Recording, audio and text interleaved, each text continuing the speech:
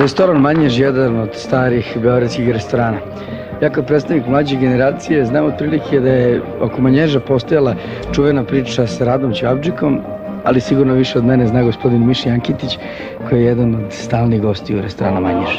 Pa ja sam dobrih 30 godina gost Manježa i toliko ima tih anegdota, između ostalih je i ta vjerovatno Rada Ćevabdžika, ali ono što bi mnogo interesantnije za mene bilo reći, to je da je Manjež kafana koja se po jednom specifičnom društvu uvek razlikovalo od mnogih kafana u Beogradu. Postojalo društvo glumaca koji sedeli tamo sa one strane, ovo je ovde sportski stoji, mi su danas ovde glumci uljezi kod sportista, uglavnom fudbalera.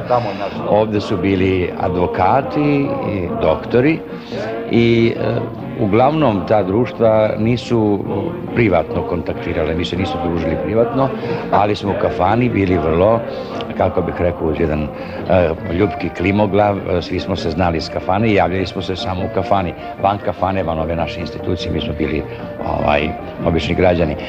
Interesantno je, ovdje ima mnogo anegdota, naravno.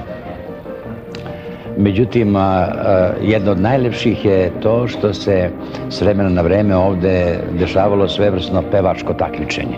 Zapravo, najveći konkurenti, ja se izvinjam sportistima, bili su lekari i glumci. Stari čuveni doktor Kostić, inače otac našeg poznatog muzičara Vokija Kostića, on je bio predvodnik grupe lekara, a ovamo tamo u tom ćošku smo bili Pljaka Kostić, ovdje pristupno Mrgo Drdovanović i ja, otprilike glavne pevaljke, i bilo je to bez ikakvog dogovora. Onaj koji bi stariju i lepšu pesmu otpevao, dobijao je od društva pun 100 pića. Ako bi oni pobedili, mi smo slali njima. To je bio tako jedan prećutni dogovor, jedna prelepa konvencija i uopšte koliko da se pije.